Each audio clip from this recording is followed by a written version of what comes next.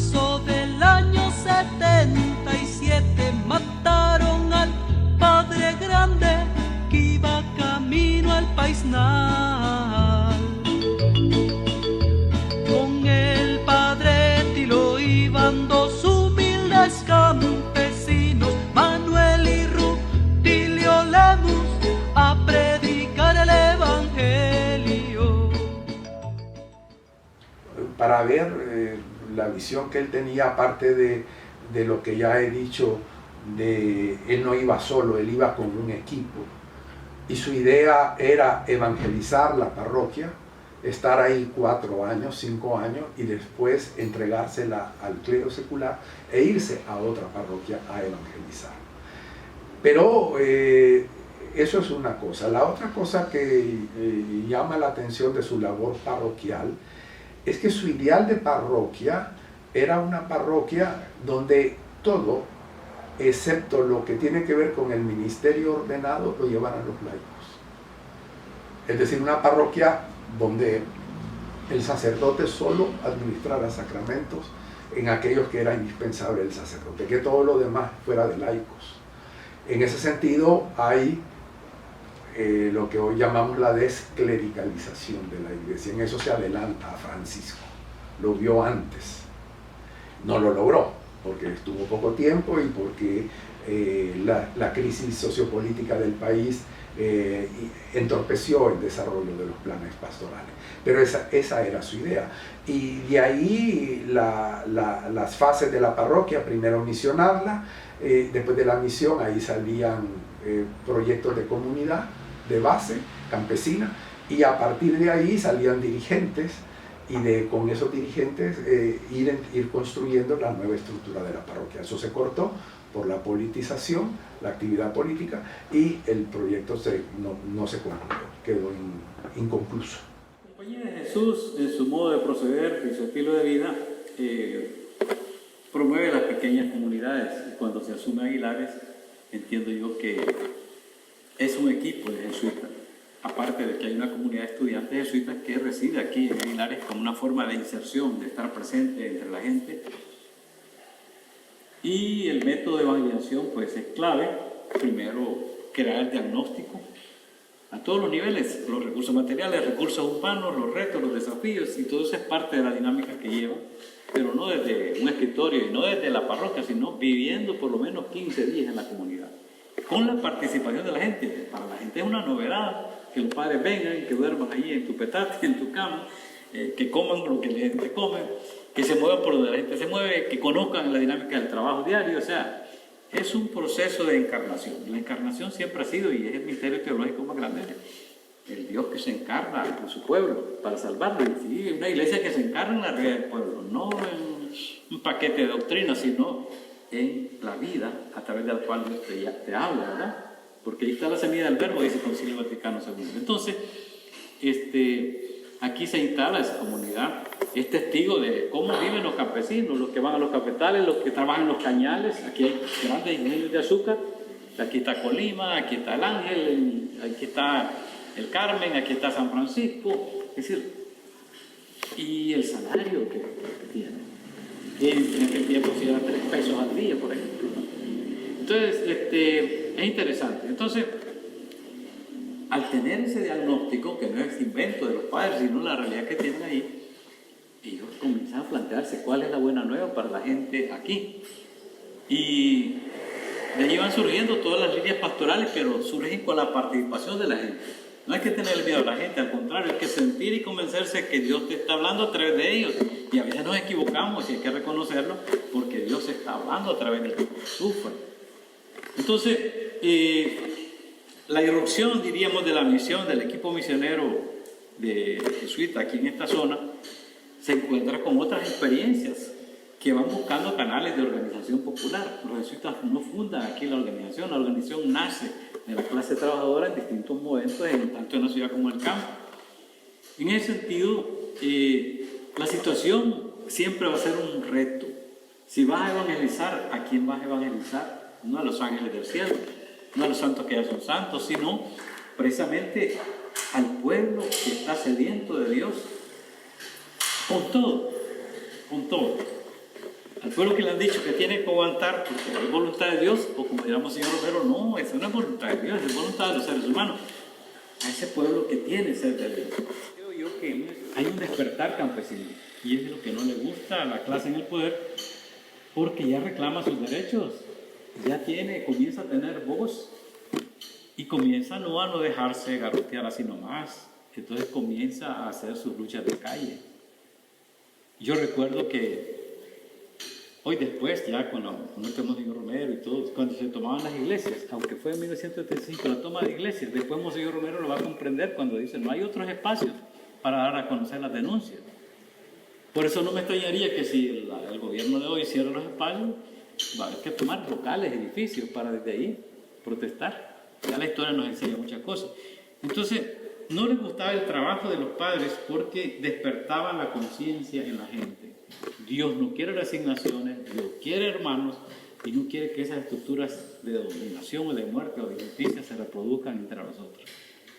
Entonces no les gustaba el estilo de trabajo y la organización popular. La iglesia no es la que va a conducir un movimiento popular o va a elaborar los métodos de lucha, pero despierta a la gente para que con sus valores cristianos impregne en la lucha social, humanidad, cristianismo, fortaleza. El método va a estar basado, poner en la mano de gente que muchos de ellos apenas podían leer el Nuevo Testamento, el Evangelio, y en pequeños círculos empezar a trabajar ese Evangelio, sobre el Evangelio, estudiarlo, dialogarlo, empezar a discutirlo y sobre todo yo creo que el gran problema del Evangelio y de la palabra de Dios es que no se quede en las nubes. Esto tratarlo de apear, de bajarlo a la realidad, a los problemas que vive el hombre salvadoreño, la familia salvadoreña, la comunidad salvadoreña o la sociedad salvadoreña en ese momento.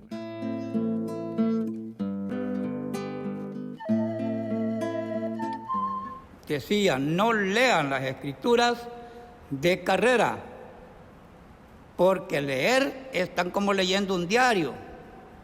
Tienen que analizar, memorizar esa palabra para poderla actuar. Porque nosotros, decía él, estamos haciendo lo que están haciendo los diputados en la Asamblea Legislativa. A ellos, cuando los nombran diputados, ellos se comprometen a hacer cumplir la Constitución de la República. Y si no la cumplen, entonces la misma gente que los ha consagrado diputados tienen derecho de sacarlos.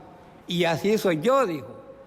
Yo tengo derecho que ustedes me respeten como padre mientras esté en el altar. Fuera del altar yo no soy sacerdote, soy Rutilio Grande. Que a nadie se le ocurra de andarme diciendo, ¿qué tal, padrecito? ¿Cómo está? No, dijo, un momento. Rutilio, ¿qué tal? ¿Cómo estás? ¿Cómo te encuentras? ¿Cómo te ha ido? ¿Cómo quisiéramos saber qué has tenido de bueno? Y se expresaba el hombre con nosotros. Y entonces empezó a formar, la misión la formaba de un mes o de 15 días, dependiendo el caserillo, que había lugar donde ellos iban como misioneros. Aquí creo que fue un mes, pero yo le venía diciendo al padre que yo, antes como de 25 años, yo no era ni chicha ni limonada. Yo iba a la iglesia cuando estaba solo, así como está aquí, pero estaba abierta la puerta. Del Buen Pastor, que se llama Gore, y se llamaba Piñalitos, el lugar donde yo nací. Y porque la mujer era de aquí, era de ahí casi enfrente de la iglesita esta, y vivía el papá de ella. Para ahí me vine cuando fue la misión. Y trabajaba en cortas de caña, me iba para allá, para donde ahora se llama El Chorizo, que quedaba cerca para el Trapiche. Yo iba a cortar caña al Trapiche. De aquí al Trapiche estaba lejísimos, tenía que madrugar mucho. Y de allá a las 4 salía, a las 6 ya estaba en el Trapiche. Llegaba tiempo que estaban repartiendo la tortilla y a agarrar tarea. Y él ya había comenzado la misión en Las Pampas, le venía comunicando al padre y a la hermana cuando una tarde, que ya había almorzado yo como a las 3 de la tarde, allí que reventaron los cohetes en Las Pampas. Hoy le dije a mi mamá, comenzó la misión, me voy a ir. ¿Qué vas a hacer? Me dijo. A la misión, le dije, no vayas. No, le dije, yo voy. Quiero ver, quiero ir, quiero aprender, le dije. Y me voy. Y me fui. Bueno, después yo no he ido a la escuela. No estuve ningún año en la escuela. Un amigo mío me enseñó el abecedario y me enseñó a aprender las vocales. Y con eso aprendí a leer yo solo. Y le pedí a Dios, después de ese momento que me encontré en Las Pampas con los misioneros, que quedé tan enamorado de su vocación, de su postura, del trato que le daban a la gente. Y eso para mí lo valoraba yo, que no iba a la iglesia, y lo valoraba como una nueva enseñanza que había llegado a la parroquia. Vayan y lleven esta buena noticia, decía Jesús. El reino de Dios ha llegado a ustedes y ustedes no lo conocen, eso decía Rutilio. ¿Y quién era el reino de Dios? Decía, ¿ustedes creen que el reino de Dios allá arriba está? Están equivocados, decía Rutilio. Están equivocados, el reino de Dios está aquí en ustedes. Y el reino de Dios es la palabra misma de Cristo que les está hablando a ustedes. Ese es el reino de Dios, no crean que allá hay habitación, allá no hay nada, decía él. Y allí fuimos trayendo nosotros la verdad que el reino de Dios para mí no es una dimensión, sino una vivencia de fe en el corazón. Hablar de Jesucristo es hablar de mi misma vida. Y dar testimonio de Jesucristo es de dar testimonio de mi propia vida. Ellos se extrañaron porque nunca habían visto personas así como ellos, ¿verdad? Entonces dice que llegaron y les dijo, aquí vive la niña Tina. Sí, dijo, aquí vive. ¿Es su mamá? Sí, es mi mamá. ¿Esta es la rezadora? Sí, ella es la rezadora. Entonces viene, dice que les dijo él, el Padre Grande. Pero no es la rezadora de las cuetonas. Entonces ellos esa frase no la entendieron, ¿verdad? Entonces dice que le dijo, a saber. Entonces, vean, díganle a su mamá que cuando venga del trabajo, que vaya a la parroquia, que queremos hablar con ella. Bueno, para mí me sorprendieron porque de veramente, en primer lugar, a mí nunca me había visitado ni un sacerdote, ¿verdad? En segundo lugar, pues yo dije, ¿qué querrá decir esa frase? Y en tercero dije, ¿para qué me quedarán? Mis niños me dijeron que usted me dejó un recado que viniera. Sí, me dijo, ¿y no sabes para qué te queremos? No, le dije, yo no sé para qué me quiere. Ve, me dijo, sentate. Ya me senté. Ya sentó él a la par mía. Y yo, pues, usted se puede imaginar, uno todo asustado, todo tembloroso de ver que un sacerdote se sentara a la par mía, porque yo nunca yo pues había compartido así un rato ni de pláticas, porque más antes los sacerdotes eran tan aislados de uno que no podían ni tomarle la mano.